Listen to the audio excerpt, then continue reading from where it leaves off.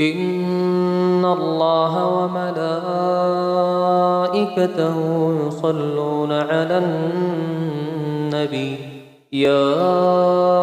أيها الذين آمنوا صلوا عليه وسلموا تسليما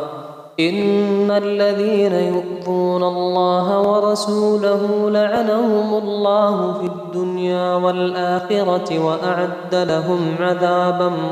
مهينا والذين يؤذون المؤمنين والمؤمنات بغير ما اكتسبوا فقد احتملوا بهتانا وإثما مبينا يا أيها